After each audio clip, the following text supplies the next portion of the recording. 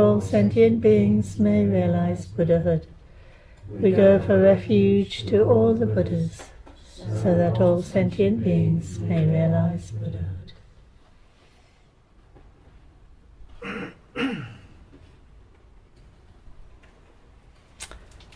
So, today I wanted to talk more about Prajna Paramita. I've been going through the 6 Paramitas or perfections, and the last one that, in a sense, what makes each of the other 5 into a Paramita or perfection is the perfection of wisdom, Prajna Paramita. I talked about this last time.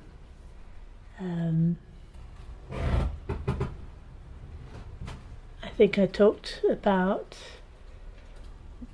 the different ways that Prajna Paramita is taught within the tradition, and I think I talked about the accumulation of wisdom and punya, didn't I? I think, yeah, of prajna and upaya, and the necessity for both. The different ways those are translated. So it was quite general, and I felt we needed to talk about it more, what exactly we mean by wisdom, if you like, in the context of Buddhism. It's kind of famous for its wisdom. It's famous for its, I hope it's famous for its love and compassion, but its particular draw is the wisdom aspect, because you could say, well, you've got love and compassion in other traditions, and presumably also wisdom in other traditions. But I think, particularly these days in the West, we're very drawn by the wisdom aspect of Buddhism. And I think it's to do with a sense that Buddhism is about wisdom rather than a belief system. I don't know if that strikes a chord with everyone here. The idea that it's about realizing something within yourself through your own experience, something direct and something that's conforms to the truth, to reality, that you can discover yourself in your own experience. I think that's a pretty fair sense of what wisdom means in Buddhism. In English, of course, it can mean all sorts of things, like, and I guess also in the word itself, in prajna, can mean all sorts of things in the Buddhist context as well. But this particular aspect of the knowing or the knowledge of the truth about the nature of reality is what we're focusing on here when we talk about Prajna Paramita, the wisdom that, if you like, that goes beyond ordinary wisdom, goes beyond paramita to the other side. The text that I'm following as I'm going through the 6 paramitas is the Jewel Ornament of Liberation by Gampopa, and I'm using that because I want to make sure you all know the source materials from which I'm, if you like, I'm elaborating from these sources. And this particular text is really important. It's a standard text used by the Kagyus and I think by the other schools as well. Certainly I found when I was in His Holiness Dilgo Khyentse Rinpoche's room, the caretaker opened the door to the cupboard with all his texts in it, and I put my head against the text to receive their blessing and looked up to see what I'd touched, and it was Gampopa's Jewel Ornament of Liberation. So I thought, oh, that's a good connection. But I must say, when I look at this chapter, I think it's very, very difficult. A subject which is already difficult, I think, is made even more difficult by the fact that what Gampopa's doing here is drawing together textual sources, again, which had been taken from Sanskrit, and now they're in Tibetan, so there's one level of complication. And now they've been translated into English, which is another level of complication. And when you're struggling with either the Sanskrit or the Tibetan, you're wondering all the time quite how to translate the terms, but now you've got them in English translated. The sentences and the arguments don't really hang together, and you wonder to yourself, why? What was the original? Did that make more sense? And it did, but not immediately. You have to work with it quite hard.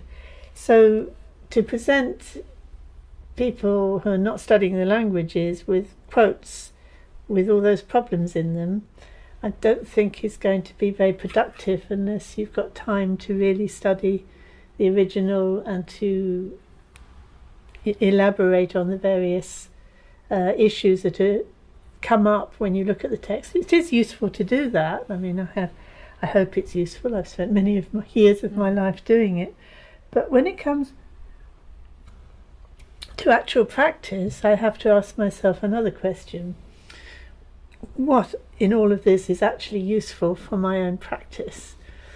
And to be honest, it does condense down a lot. It does condense down to some difficult points that we need to come back to again and again in various different ways, and it takes years and years, if you like, to get to the heart of these points. But if you do that in your own practice and in your own experience, and then you look back at the text and you've got a reasonable handle on the language here, you can start to see how the arguments are built up around something that's one essential truth that is being looked at from different points of view, and the deluded thinking that is being attacked from all different points of view. So there's two processes going on here in all this analysis and argumentation. One is attacking our assumptions by taking our usual way of thinking and demonstrating that it's inconsistent, incoherent, and actually self-contradictory. And the other thing that's going on is, by means of using that an analytical approach in the right way, you can arrive at a place where you are willing and able to let go of some of your preconceived ideas, which allows something else to come through. And in the verse that we just did together, I use this word intuitive awareness for what comes through. So you could say that intuitive awareness is my translation for Prajna, Paramita. If not translation, it's like what do you use? Another word for the same thing. Synonym. Is it? What's the word I'm looking for? It's not a synonym, is it? Transliteration, perhaps? No, it is a synonym, isn't it? It's the same word. It's another word for the same thing. It's a synonym. So I use intuitive awareness here to mark it out as being, if you like, a different way of knowing from the way we think we know things when we analyse them and can hold them in our thoughts. When we think to ourselves, okay, I know what time is, for example, I know what space is, or I know what self is, I know what other is, and you somehow take that as a given and then build other concepts on it, you build a system of thinking that is built on built on thinking, if you like. And at some point you realize you've just become very, very complicated, and you try to work out, well, what do I really mean by any of this? And the more you analyze what you really mean by any of it, the less you feel you know. And this can be quite scary if you think, well, I should be feeling more that I know better and I know more, but I actually feel I know less. I know less and less. I'm less sure about everything. This doesn't feel like progress to the thinking mind, but spiritually, this is a really important exercise, because your usual thinking mind has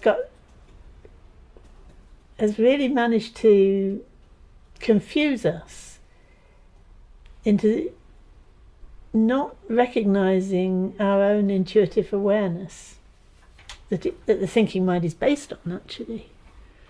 So by attacking those conceptual frameworks that we tend to think are what we're relying on, breaking them down just through analysis, spiritually what needs to happen is then we really take that to heart. And that's the point where one can either go off into an intellectual sort of sense of an analytical system of some kind that you believe in or you're working with, or you actually spiritually go through that process of almost dying, that you recognize, I cannot go on in the same way, because it isn't going to work, and it affects you completely, very deeply.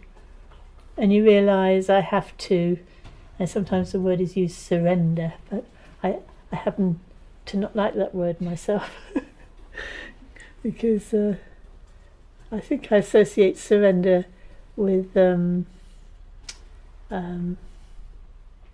like bailing out, rather than opening out, sort of like giving up on something or giving over your power or something like that. But it doesn't have to mean that. I notice Trungpa Rinpoche uses surrendering quite a lot, and a lot of people like it, but it's not my word. It's more like, it's more, I think the point of the word is that we give up our ego effort. We give up our arrogance and our pride and our sense of clinging on to our identity and ideas, and really opening out into kind of truth, really. Like, what do I actually know? And how do I know anything? So there's a kind of, where's this going? And in fact, if you don't really have a sense of lineage connection to if you like, a truth tradition, a living truth tradition, it's very difficult to know how you would open out. But if you do belong to a tradition, then you can, and I say tradition or lineage, I don't mean the customs of the tradition, I mean the essence of the lineage, the transmission of this wisdom through the living connection or presence of teachers. If you're within that context and you have teachers you trust, you can actually open up and let yourself not know, and remain completely open and completely honest in your questions, in what you're discovering within yourself, however simple and perhaps even insignificant that might seem to you. And that can then be, you can then work with the oral instructions or the one-to-one teaching with that teacher, so that you gain some confidence in your own inner understanding. There's humility in that, but also a lot of confidence in that. You have this confidence that you have it in you to understand it, and anyway you are so desperate and so ready to give up everything in order to understand that it makes it possible for you to understand. And these are all spiritual qualities. This is all about the spiritual path.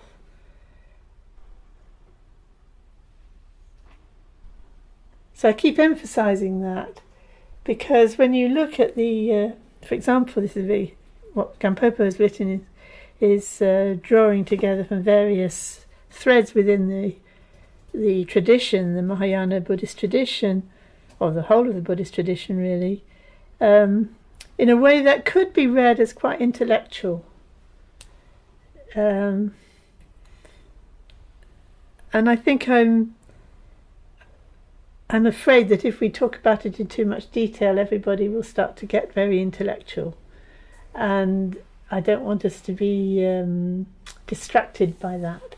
At the same time, each of the points that are raised, in a way, make excellent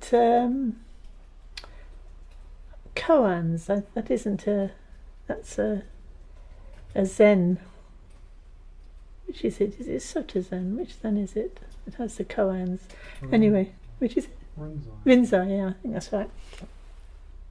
But my idea of what koans are about, I'm not talking about somebody who knows about that tradition really, but my idea is that you have your usual way of thinking about things and the framework about things, and then the teacher gives you a question, and you could say your own practice gives you a question, which you then pursue relentlessly in your meditation practice. And by pursuing it until you're obsessed with it, you get to the point where something cracks or breaks. Your normal, you wear out, if you like, your old way of thinking, and you can't do any. Your thinking mind that's trying to maintain that structure just can't do it anymore, because it's faced with its own contradictions and its own problems, and it can't make it work. And it tries again, can't make it work, but tries again. And you keep doing this until actually your thinking mind just stops. It can't do it anymore. And that's when something might come to you from the blue, as we use that expression, don't we? Something comes to you out of the blue. You suddenly realise what it is you've been trying to do. And I don't know that I would like there to be a quicker way of going about this, because when the penny drops, you suddenly think, oh, that's so clear, that's so obvious, I can now explain it to everybody and they won't need to go through this process. But actually, we each one have to go through the process ourselves. And I notice that as I get older and the decades go by, things I thought I understood, 30, 40 years ago, I'm sitting here in a meditation session and the penny drops and I suddenly realise, oh, it means exactly what it says. And I can't understand why I didn't recognise that before. What I thought I knew before, when now it is so blindingly obvious that I had missed the point. And yet, at over those decades, they've all been building up to this very simple moment of a penny dropping and feeling, what I've been studying, what I've thought about, what I've learnt, it just comes so clearly into my mind. So simple. Why was it not simple before? And did all that thinking about it actually help? Since the thing is so simple, then perhaps it didn't. But then what else was I going to do? How did I get from 30, 40 years ago to where I am now? What else was there to do except to keep trying to understand? I think that's kind of in a nutshell what it's like practicing Dharma. We have something in ourselves which is trying to understand. That's our only refuge, really. But trying to understand without giving up, but at the same time not grasping. And I try again and again to think of a clearer way of explaining what does it mean to grasp. You think without thought, beyond grasping. There must be a clearer way of explaining what that is. I don't think there is. I think, okay, you may find another word for it.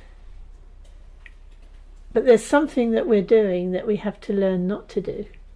And there's something that we're overlooking that we have to learn to cultivate and trust and put our trust in. So, we can listen to talks, we can study texts, we can sit in a formless meditation practice, we can work on all our negative habits of mind, we can cultivate positive states of mind, we can inspire ourselves, we can help each other, we can work together, we can do all that. And that's all we can do, really, and do that with this spirit of some kind of irony about it. The truth is all the time staring us in the face, and we're just not getting it. I must say, I often say this, that living with Tibetans for many years, and since, I feel as a culture they seem to have a good sense of this irony.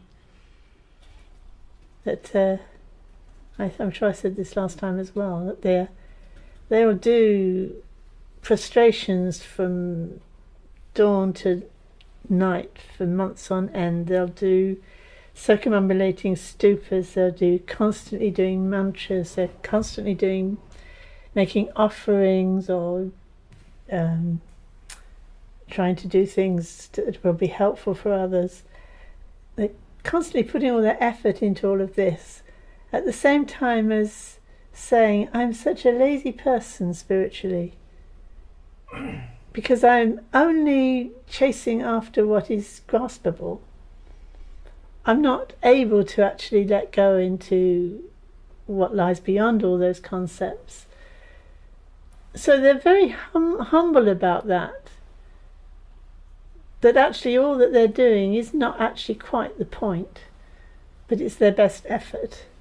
And at the same time being able to really laugh at themselves and to recognise in situations and in others and in the lineage and in the life stories of the enlightened beings, that there is this kind of obviousness and lightness and yet depth and subtlety that's staring them in the face that they're not getting. So at the same time there's a kind of a lightness about it all. Perhaps when we went on our pilgrimage around Scotland, one of the last things that struck us was we were in a holy place that was especially dedicated to martyrs, Christian martyrs.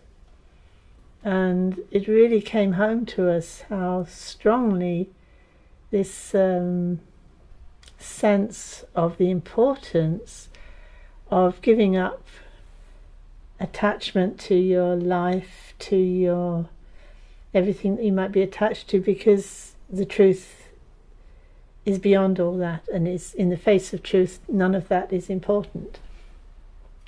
So from the from one point of view, you can say, well, it all looks very gory and very horrible because all these people are dying for their beliefs. And on the other hand, there is that tremendous sense of nothing else makes any sense anyway.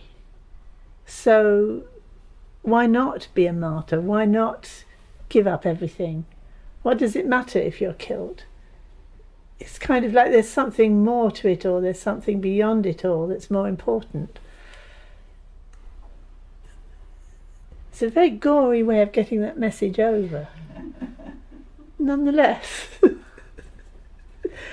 one could read it that way. One can read it that way.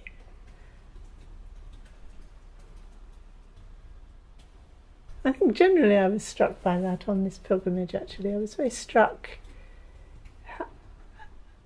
at how much had been sacrificed and given to spreading, let's say, the truth of the Dharma.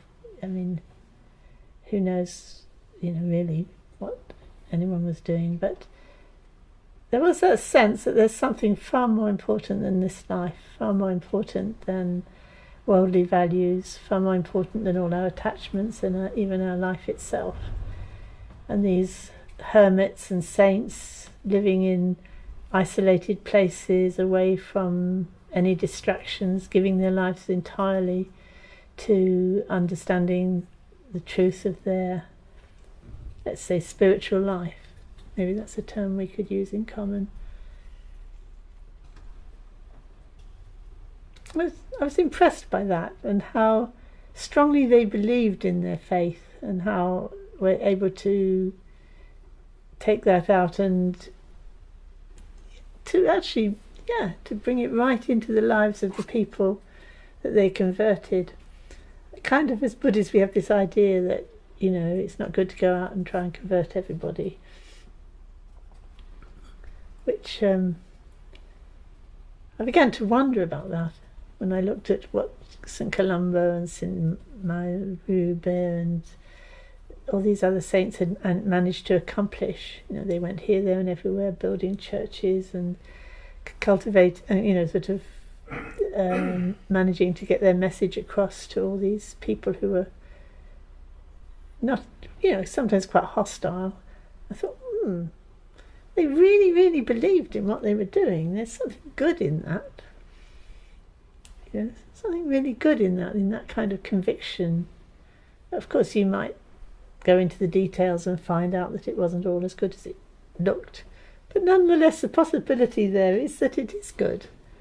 It is good to have that kind of conviction and really want to tell other people about what it is you believe in and be prepared to argue your case rather than just give up and think, oh, well, if you're not going to listen, then that's it. I thought about it quite often. Maybe I give up too easily. Or maybe I'm lazy. Maybe I don't want to argue too much with people. Or maybe I'm wise. Yeah.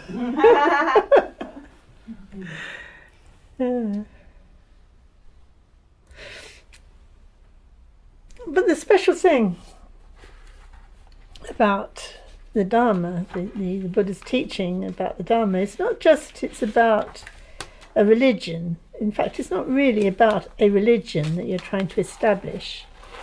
It's about liberating beings through teaching them the liberating truth about the nature of reality. The religious side of it is simply a vehicle for doing that.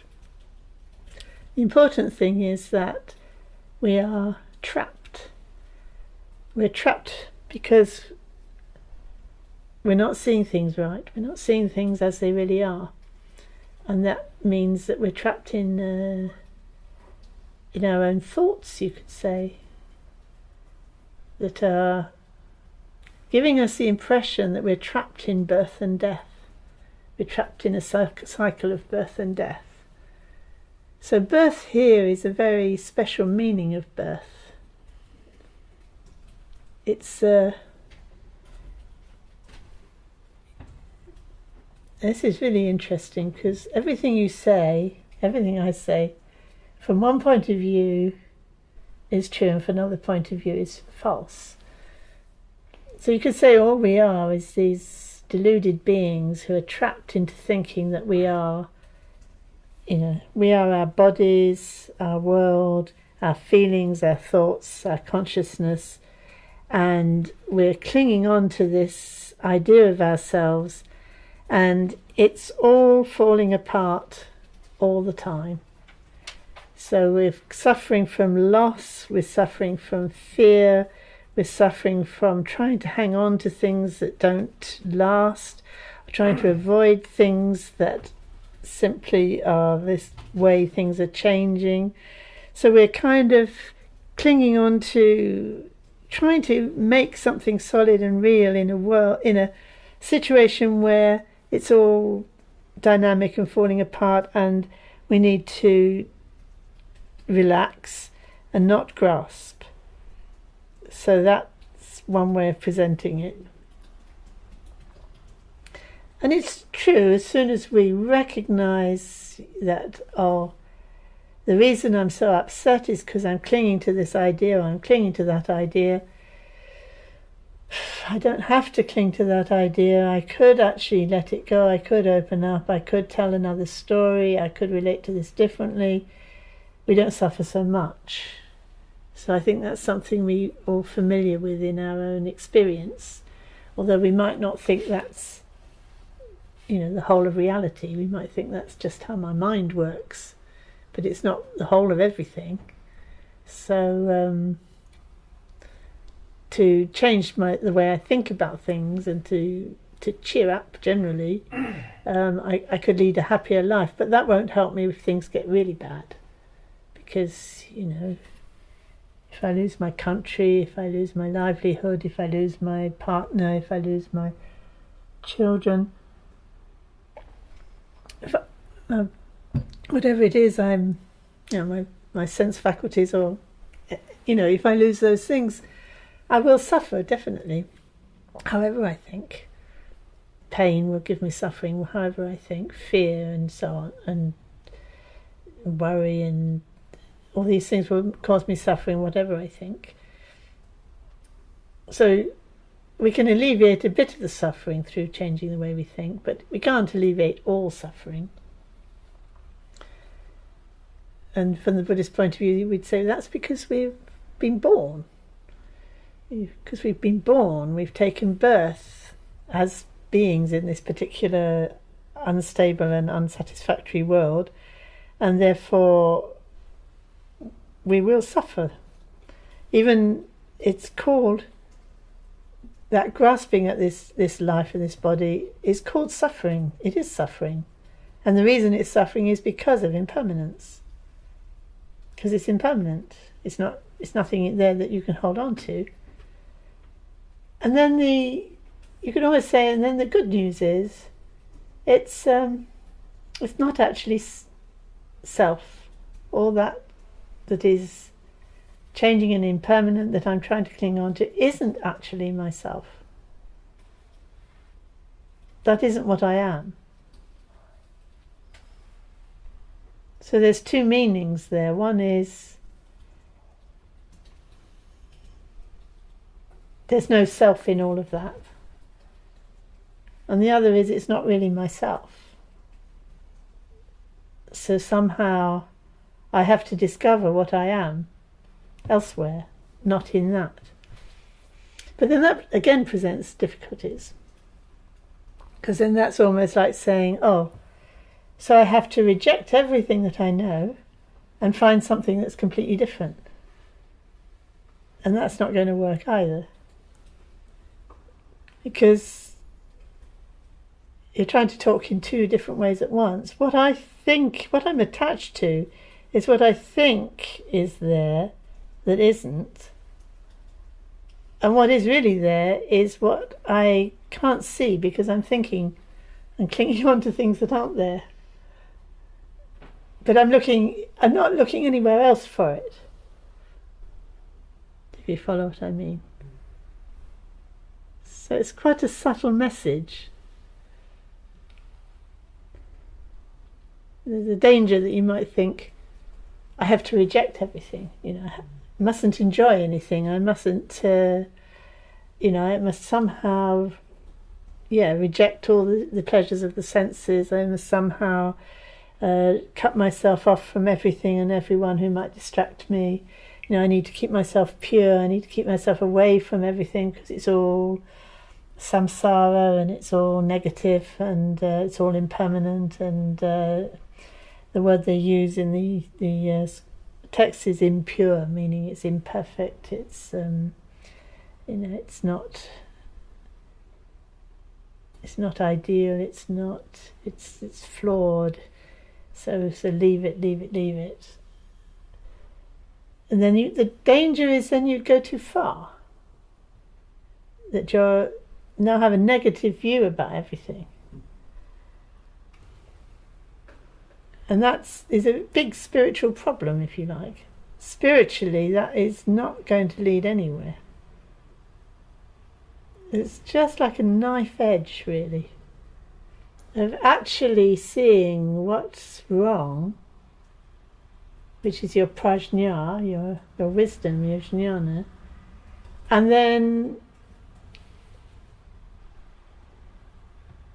just not pursuing that, not grasping that, but cultivating what isn't wrong, cultivating the quality of simplicity that is left, the richness of the presence and simplicity and goodness and truth and the other qualities of humility and faith and inspiration, all those qualities that are there.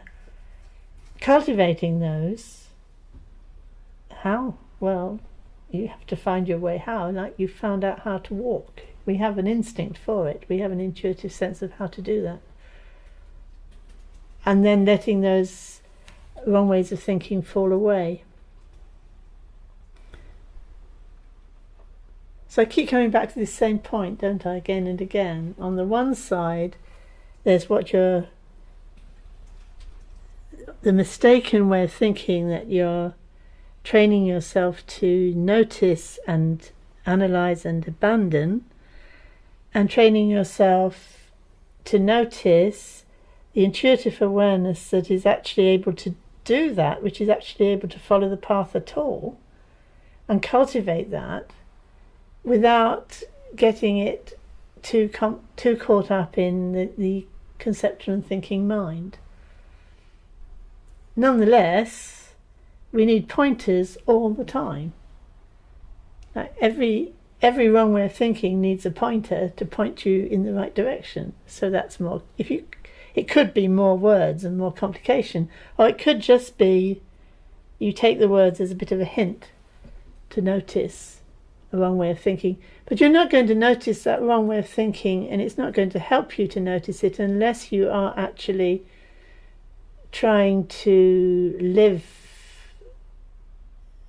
embody that, what you're discovering. So if you find a wrong way of thinking, the next step is to persistently notice that wrong way of thinking and embody the opposite of it. So you have to cultivate one side, the opposite of it, and you have to notice so that you don't get caught up and lost in it, in the wrong way of thinking. And that's what the practice is, and it takes a long time. It's not like let me understand this. If I can understand this, then I've understood it. Then I've got some knowledge that I'm better off for. It's not so much that, it's like you take this and you think, I'm just reading one line. It could be any line here, I think. Objects do not really exist. They are the mind. You think, objects don't really exist. They are the mind. Is that true? What does object mean anyway? Do I really believe in objects? Do I think objects exist? What do I mean when I think exist? No, I don't believe any of that. And then you think, but yet actually, If objects didn't exist, then I wouldn't know anything. And I do. So what does it say? It's the mind. Oh. So what's the mind?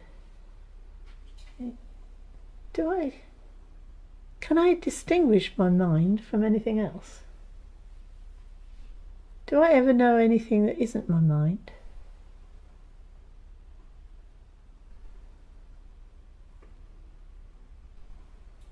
Is that what it means? Look at the context. Objects don't really exist. It's the mind. It's the mind then. If there aren't any objects, then how is the mind different from anything else?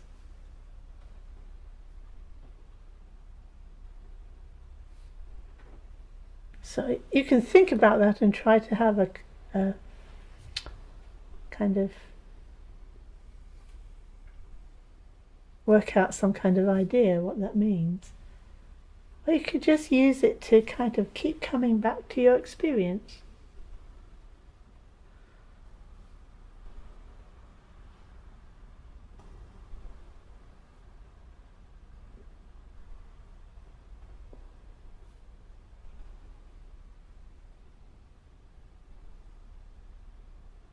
In the DHB we talk about heart and mind. Because when we talk about mind, we tend to think of thinking, the mind. Or even some people think of the brain. Maybe a lot of people do.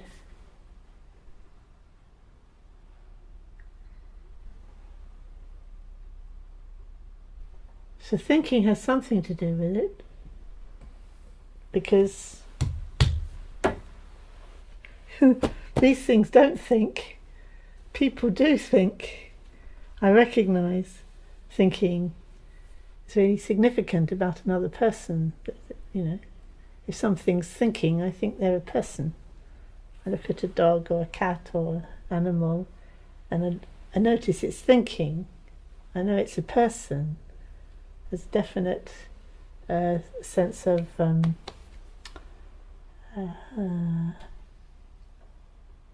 recognising that, and it's significant to me. So is that what I mean by mind?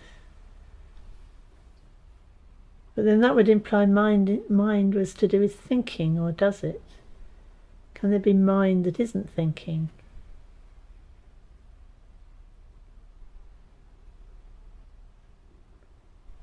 So we do have difficulty, we have a problem there, don't we, with language. Talk about mind and matter. That seems very clear, mind and matter. It's a clear distinction. Or is it? Some people say, well, their mind is their brain. I find that really hard one to get my head around, actually. Because my brain is definitely something a surgeon can work on. But I don't know how a surgeon would work on my mind. But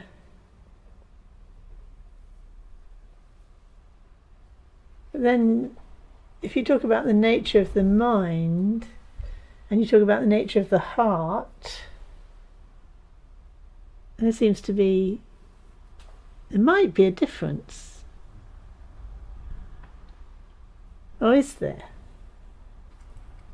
And then you say, well, all your experience is your mind, including the outside world.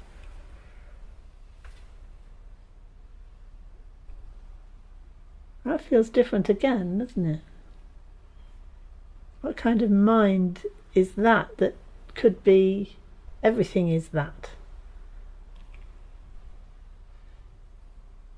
There's nothing outside of that.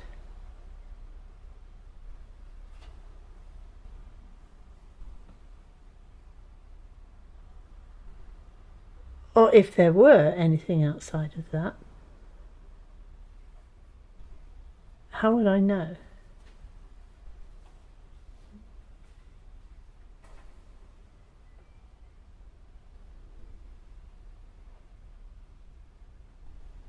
And then if there isn't, then what's the difference between the world, if you like, the universe, all the planets and the stars and the elements, earth, fire, air and water, what's the difference between that and my mind that's kind of experiencing all that? If it's all mind.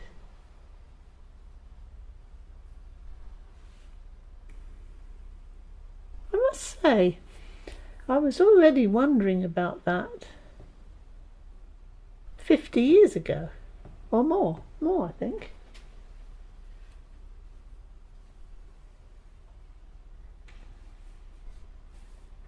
Kind of logically, it seemed very clear to me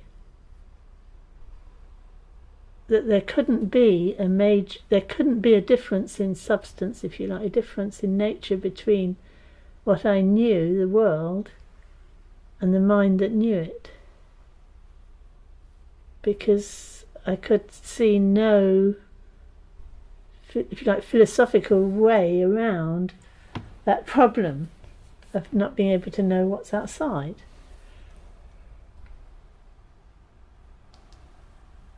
So I think that kind of lulled me into a sense that I understood that for a long time. It's sort of, then as the decades have gone by, it's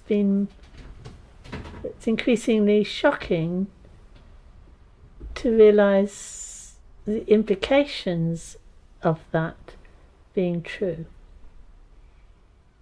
What awakening, therefore, might be.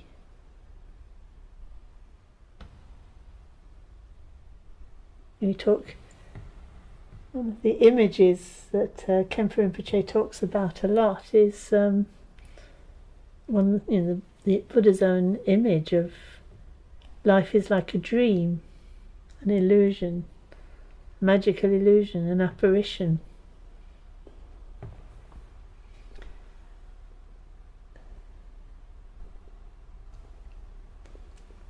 I'm casting my mind back to how over the decades my understanding of that image has changed.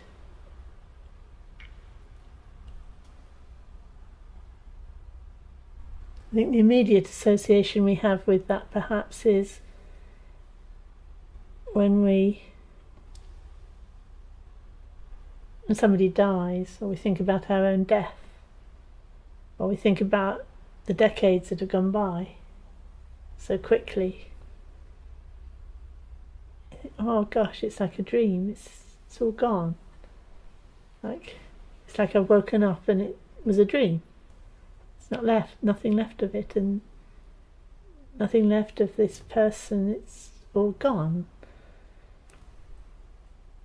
And that's quite sobering. You realise, so actually, is there anything else important in life? Is there anything more important in life than to understand what is the nature of this dreamlike quality of life? I think I found that very motivating when I was young. The shockingness of that, and some kind of intuitive sense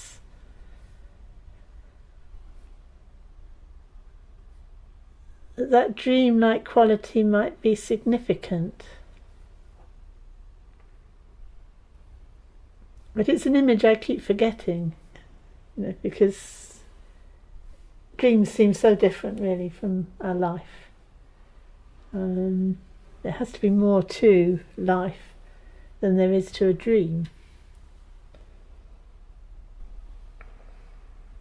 For a start, it involves other people.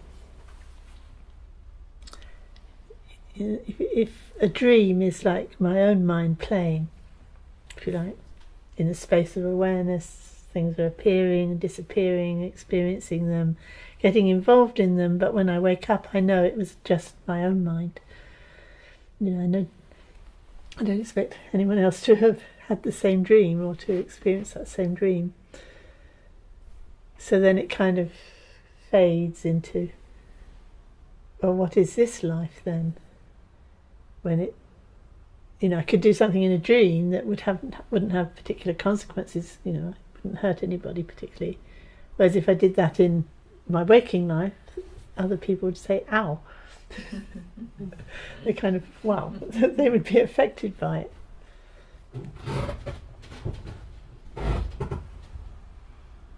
So it's not going to be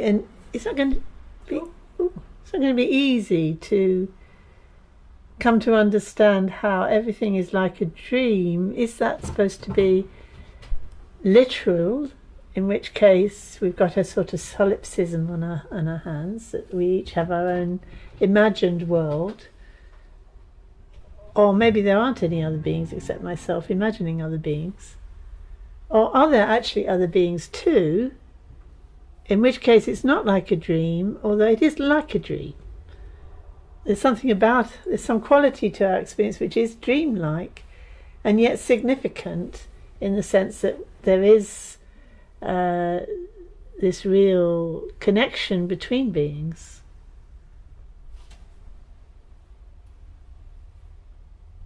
Sometimes when you're reading these arguments, I don't know if you ever do pick up these kind of books and read them, Buddhist books, did I say this kind of books, Buddhist books, and read them, and recognise that you can't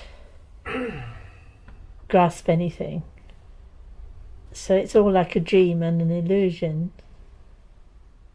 And then actually, why does anything matter then? And yet it does, doesn't it?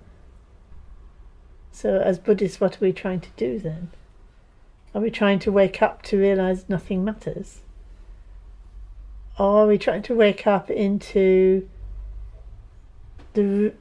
what really does matter? Which I think is the direction we want to go in, isn't it? We want to wake up to what really does matter. And what is that? And it's always hand in hand, as I was saying last time, that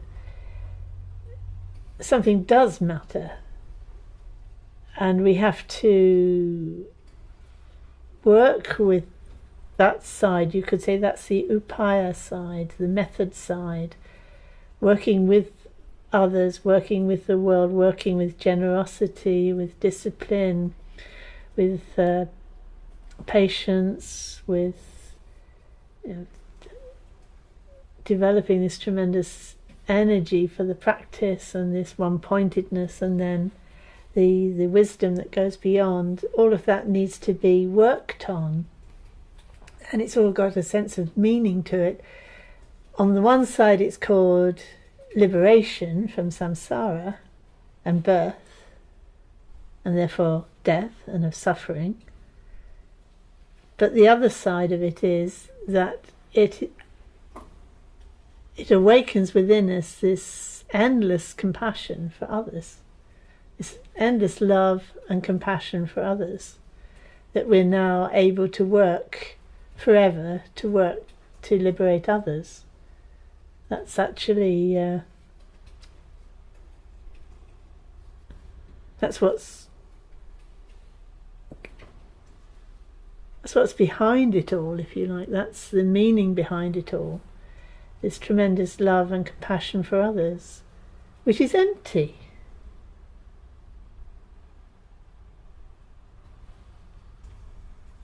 It's emptiness.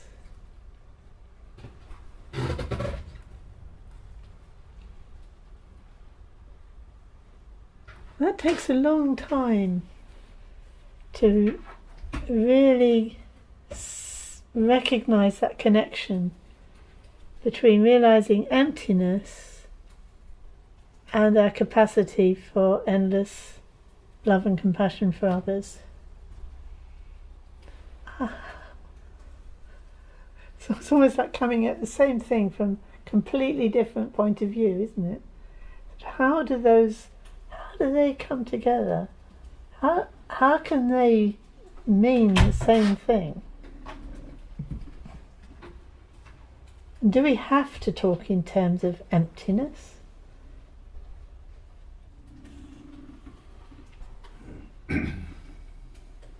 Not all traditions talk in terms of emptiness, or do they? Everybody talks in terms of love and compassion. Even animals, even people with no understanding of Dharma can have a connection with love and compassion. But how does that link with emptiness? And is there a problem if it isn't linked to emptiness? And this is where Gampopa really starts his discussion by saying there is a problem if it's not linked to emptiness. That you can have all the other virtues, you can be developing all the other virtues, and yet if you don't recognize emptiness, you are imprisoned, bound, stuck.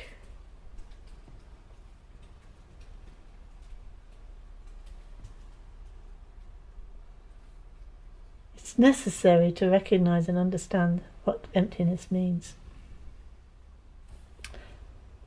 And he also raises a very interesting question, which I always find very curious, and it's emphasized a lot in Tibetan Buddhism, Mahayana Buddhism I should say, is it's possible to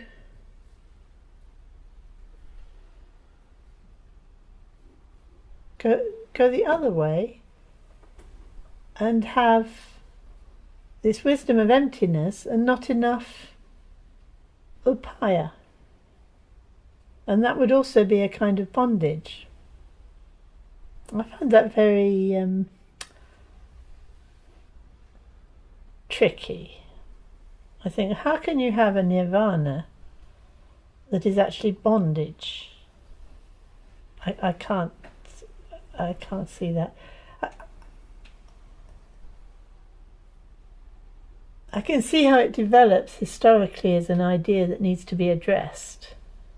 But it doesn't really make sense to me that you could have nirvana, which is going beyond suffering, that's also a kind of bondage.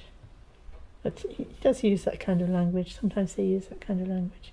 So they say so that what we need to do is to not go for the peace of nirvana, but for the nirvana that is actually not, if you like, not stuck in any way. It's a curious problem that's obviously quite a major problem at some point in the course of Buddhist history, that it was possible to become attached to a certain kind of limited liberation, which is remedied by, from the very beginning, being very motivated by love and compassion for all beings. But that's quite difficult, to be motivated by love and compassion for all beings, because we don't know all beings, do we? And actually some of them create a lot of problems.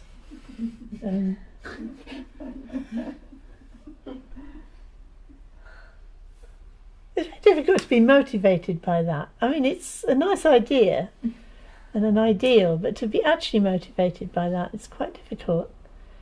Almost you need to understand emptiness to realise it's possible, in which case then I would actually be able to develop love and compassion for all beings. So there's a bit of a conundrum there. I like that conundrum. It's easy to say, oh yes, you have to have love and compassion, and you have to have wisdom, and you bring them both together, and you think, yeah, great. But when you actually think about it, that's really very difficult. We're talking about difficult to have love and compassion for all beings if you don't realise emptiness. Difficult to realise emptiness anyway, and then difficult to be motivated to understand emptiness through the love and compassion. And then having love and compassion like that, it's very difficult to recognise emptiness, because you have this great sense of the the true nature of beings, which beings are not empty like an empty dream, because then they wouldn't matter. So beings are empty like what? Well, like the whole of reality is empty, and how is every whole of reality empty? And how do I arrive at understanding that?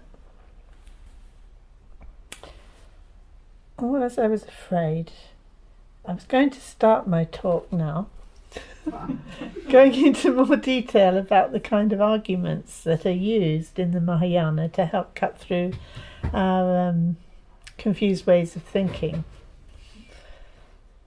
And there's classic ones. I don't know how many of you already studied Madhyamaka.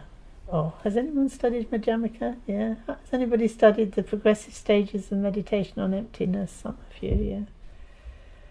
So, any of you studied Gampopa's dual ornament of liberation? Yes, some people, yeah. So you've all had a bash at it.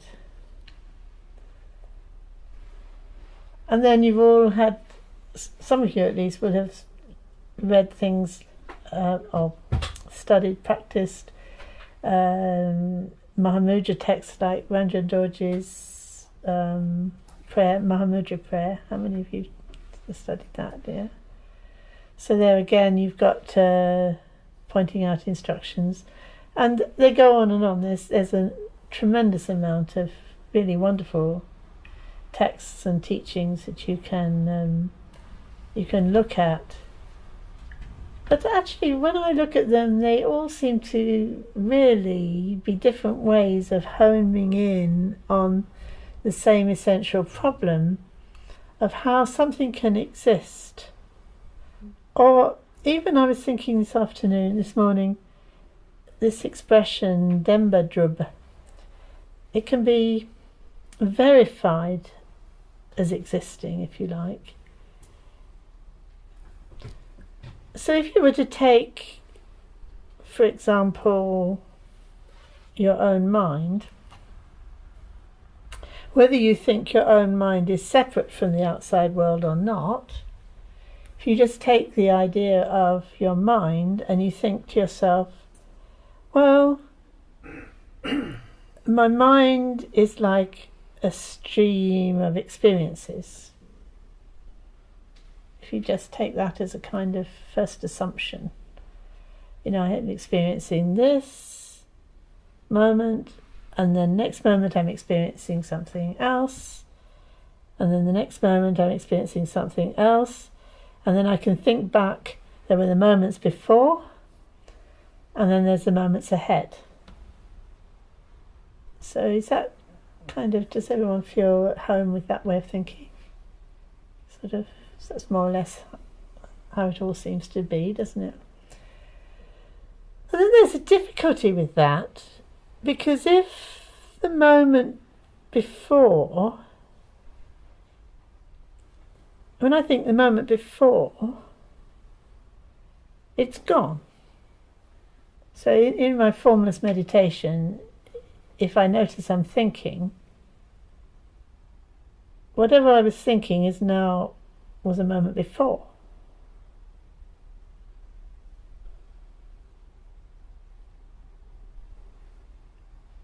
So if I'm remembering it now, it's because I've got a memory now of what went before. So I'm doing it, I'm making it from something, I don't know quite what from, because if it really has all gone, what was before, if the past really has gone, how do I know I thought something? So was I there a moment ago, and I'm here again now, but a moment ago that me has gone. But if that me has gone, then how does it remember anything now?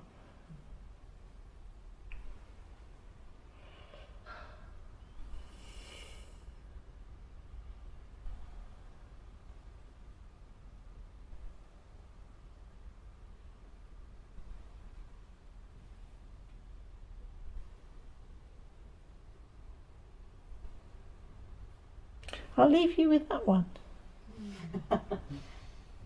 There's lots of ways you can look at the same kind of conundrum, but if you just keep looking at that, keep looking at it again and again, and things might start to click that I've said during this talk.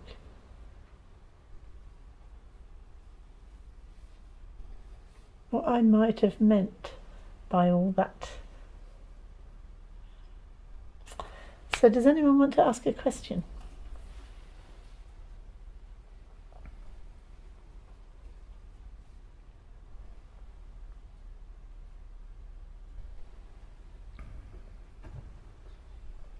Yes. Probably the last thing I wrote down, what you were saying. In my own practice, I'm aware of a resistance to the idea of exploring emptiness as a concept.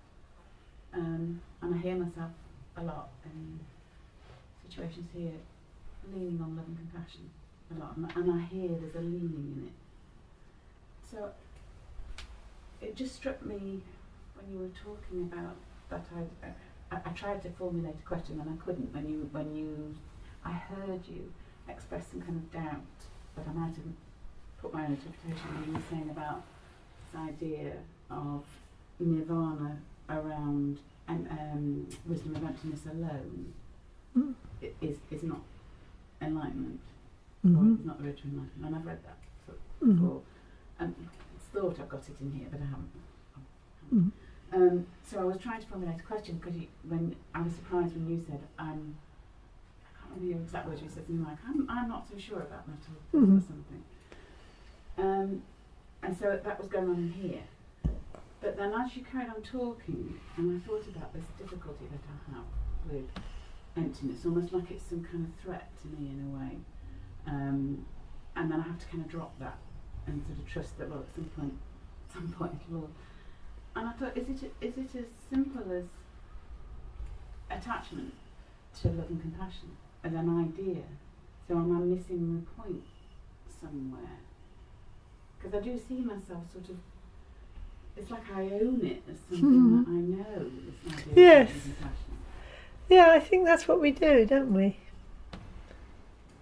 I think that's what we do, and I think we do that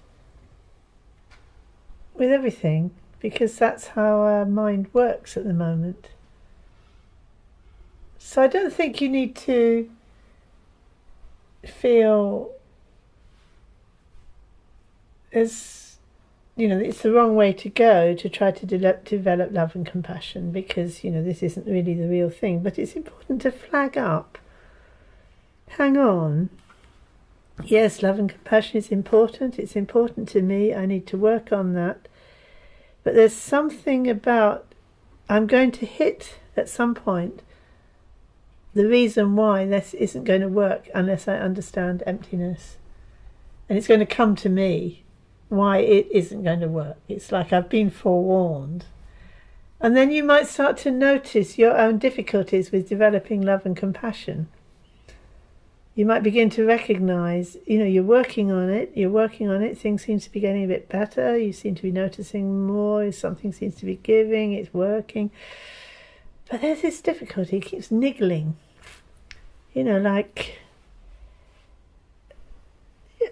Lots of difficulties, but one, for example, would be all. All beings. That's one difficulty. I can think of others as well. But, is my love really love? Is my compassion really compassion? These are other difficulties. But the all is a difficulty as well. And you think, well, how could it even be possible or conceivable that I could love, in the way I understand love, all beings in the way I understand beings, equally? Interesting. It struck me to add something. I actually think I have the opposite experience. Which is? That the more I look in meditation, it seems like it actually feels, whether this is genuine or not, the idea of loving all beings, once I get a sense of interconnectedness, is something that seems to come through. But it's when I think the closer I come to those who are actually closer to me, that's where the real difficulty is. That's where the real question is. Yeah, it does, doesn't it?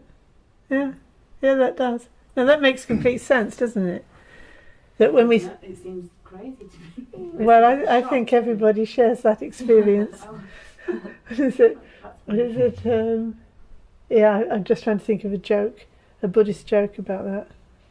Sort of loving all beings except those ones around me now. Because the ones that are all beings, they're not annoying you, are they? Because they're well out of reach. It's the ones that are really you're interacting with that are stirring up your kleshas. That they're in a way showing you yourself. You can see. I don't want to give to this person because they're a nasty person, and I don't want to give them anything. I don't think they should be. Whatever it is, you got your views and opinions. You're reacting and all of that. So this is a good example of where loving all beings is tremendously inspiring, but then when you actually look at it, this is the kind of difficulty you run into. Well, I can't even love equally a few people who live around me. So when I say I love all beings equally, there's something not quite, it's not quite measuring up. And how would I actually love them all equally? How would I even love the ones I know equally? How would I even love the ones I know when it comes down to it? And then you realise I have my own idea of all these people I think I love. I've got my idea, this person's like this person's like that, and I love this person this way, and I love that person this way, and and I'll do this much for that one, and that one for that one, and oh dear, I've got too much to do, and oh, what should I do now? And I get terribly complicated, and I forget all about love, and I'm worrying instead. I mean, that's just a small example of how it's not easy. Nonetheless, it's not a bad idea to try. Because when you recognise I really would love to love everyone equally, I have a sense of it when I think of all beings in the abstract. I don't get much sense of it when I think of actually people around me. So that shows me there's an awful lot of stuff to work with.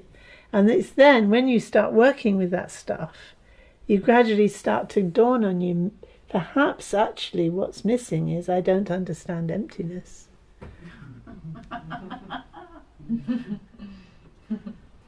But it's through working on it, trying to understand it, you start to recognise actually what I don't understand is emptiness.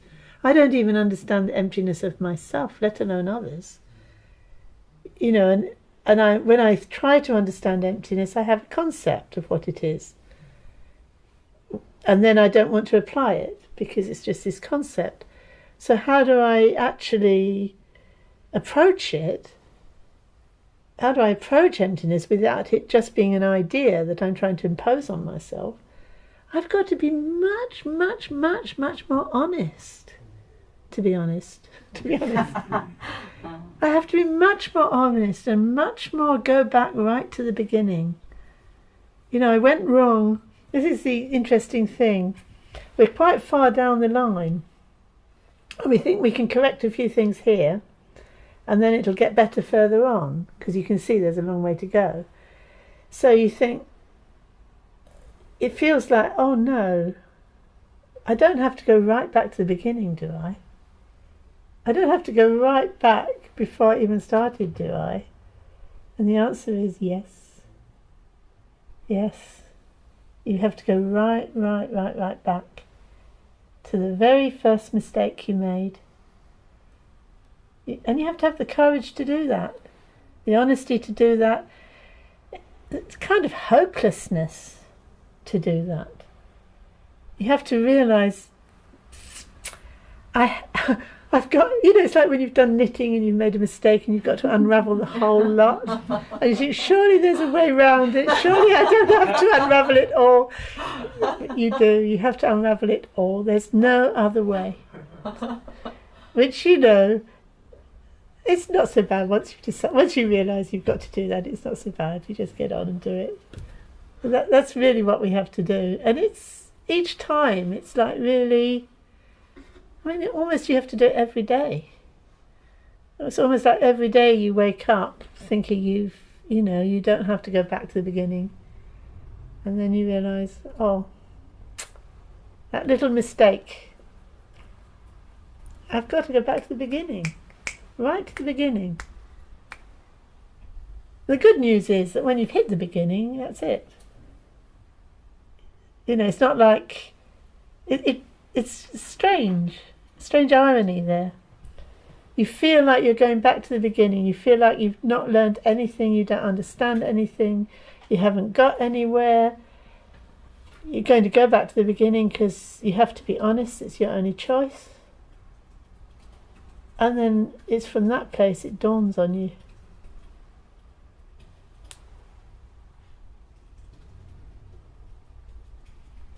Something dawns on you.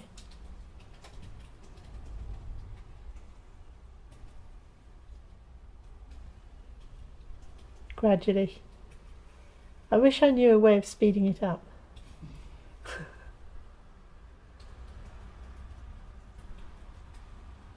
I think Jonathan had that idea once, didn't you? We could have I'm sure I have it in many ways. Said, can we have a certain sort of device that woke us up every time during the day when our mind wandered, so that then we could, more quickly get back on track.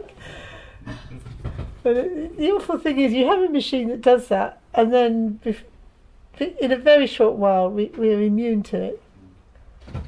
It's like, I don't know if there's a quick way. We just have to keep coming back to it in the same kind of willingness to be simple, to be honest, to be open, and yeah. And then over time you recognise actually clarity comes from that.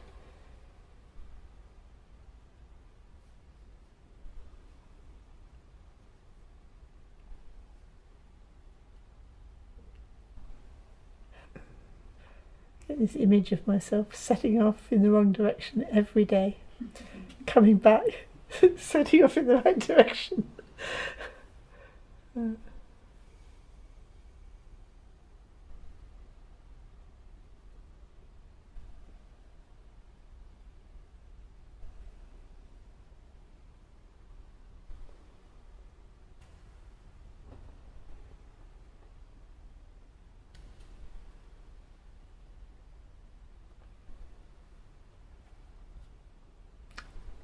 They are very quiet today.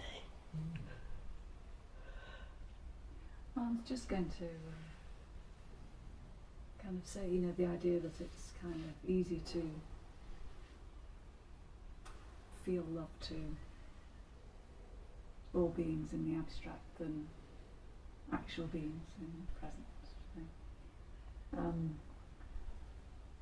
But kind of equally, I guess you can, through a connection with an individual, you can get the sense of a connection to everything.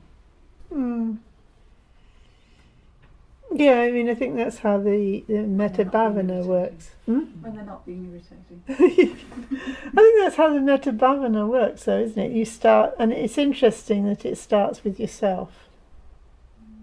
It's very interesting it starts with yourself. Just wishing yourself happy, and recognising, yes, I do wish to be happy. I do want myself to be happy. I do want myself to be happy. I do. I really care about myself. I really care about myself. I really want to be happy. I really want to be at ease. I really want to be happy. I really want to feel fulfilled. I really want to realise the truth of the Dharma. I really do. And then as you feel that for yourself, I really want that for myself. I really do want that for myself. And you recognise, actually, I have the capacity to wish that for others. I actually wish that for, you can find another person, I actually wish that for them. I really want them to be happy. I really do want them to be happy, just like I want myself to be happy. I want them to be happy. If they were happy, then I'd be happy. And I want to be happy, and I want them to be happy. And if they were happy, I'd be happy. And you sort of go, oh, hang on. What about another person? I could get another person in. And then, really, it's very simple, very straightforward. It's just, I just forgot that I did want to be happy. I do want myself to be happy. It's not like having an opinion about yourself. I'm such a nice person, I love myself. It's kind of like, yeah, I really want to be happy. Or whatever word you want to use. I mean, sometimes happy feels like, I want to cheer up, and you want more than that. I want to feel real peace, or feel ease, or feel real wisdom, or whatever it is you wish for yourself, to feel it. In DHB I call it heart wish. Just really feel that. I really, what I would really like to feel, that's loving myself. That's loving kindness towards myself. That's what I want. And then I realise I want it for another person too. And as you kind of go on, you can notice differentials. How for some people you feel it more than others, and then you start to go back to the beginning and think, well, hang on, why am I making this difference? What am I projecting when I'm thinking of another person? And that's where understanding emptiness helps. Because actually, people are not these hard little knots of otherness. People are, like I often say, when we feel someone in our heart, the person has no limits to them. They don't even look like anything. So rather than you can see them and you can tell your story about them, you just can sense them as another person. Like almost you sense their presence. They have this presence about them, and you can sense that. You don't even have to have an image. They don't have to even be in this life anymore. They could be dead. You could still have that same sense of their presence, feeling for them and wanting them to be happy. And that feels so, that's what you want to feel. I mean, I know that's what I want to feel. I want to be able to feel that. That would be for me feeling alive. It would meet that, using NVC language, my sense of connection. That's what I want for myself, to feel this connection with others. And then I want it for others. I don't know if that's helpful at all. Is that relating to anything that you were thinking? Yeah, particularly the end bit, yeah. Mm. Yeah? There's a question online, but I'm wondering if it's getting on a bit. Okay, one question online.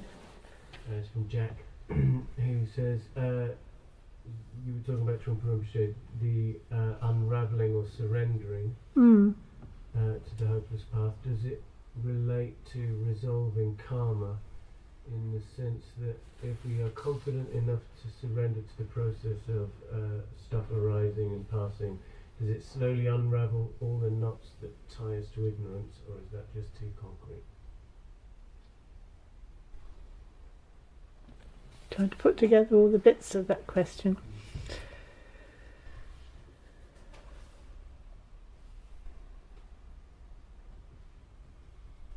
So the unravelling,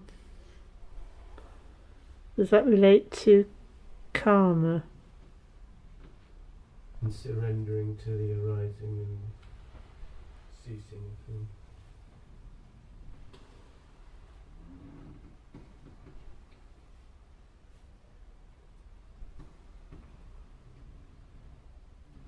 Well, it's a surrendering of giving up on our battle, as it were.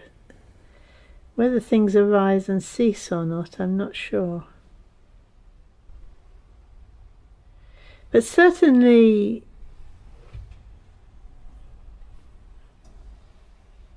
we can't really in a way undo all the karma, because those connections have been created. But by changing ourselves, it's like those connections, those bad connections we've made with people, can become good connections.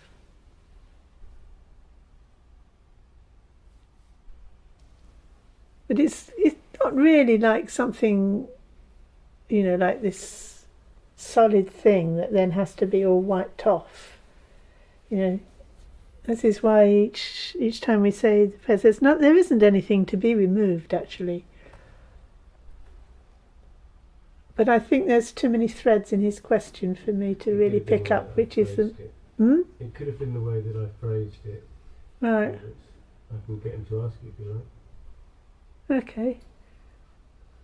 You'll have to unmute yourself, Jack.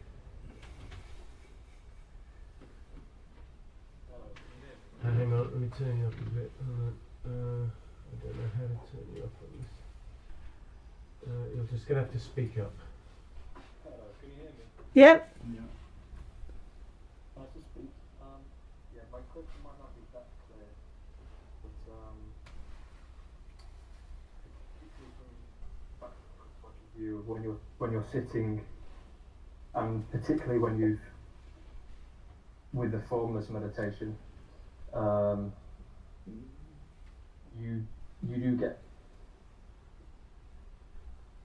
you experience what might, from one perspective, be a lot of perhaps turmoil or dualistic thoughts, and often we get very caught by that.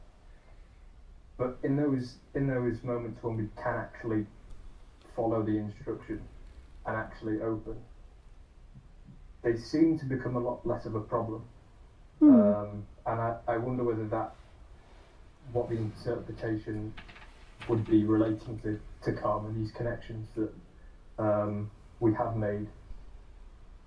And I understand it's not a very clear question, because I'm not very clear on it myself. The whole question of karma is a big one. Quite what we mean by that.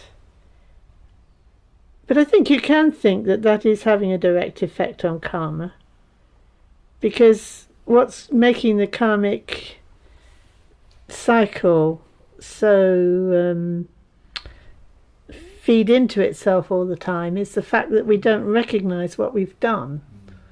So by doing the formless meditation and recognizing that it is your mind that's doing that, your mind then develops a kind of revulsion towards doing it, because it recognizes the connection between the way it's behaving and the way it's suffering, and the regret arises from that, and the inspiration then to kind of cut through that would be the direct way to step out of that whole cycle of cause and effect of karma.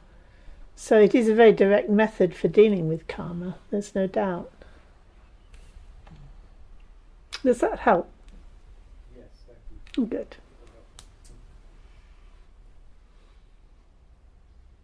Okay. We dedicate this punya to the enlightenment of all sentient beings. May all sentient beings realize complete and perfect awakening. May the heart's awareness awaken in the unawakened. Where it has begun to stir, may it never fade, and may it awaken fully. Chanchu samni rinpoche ma chepanam jejejik cheba nyamba mebada kane kandi pawasho. Chanchu samni rinpoche ma chepanam jejejik cheba nyamba mebada kane kandi pawasho. Chanchu samni rinpoche ma chepanam jejejik Shiva Nyamba Mapadam Konne Kondit Belwasho. Oh, you wondrous beings I have a good or bad connection with. As soon as you have left this world that we are sharing, may your connection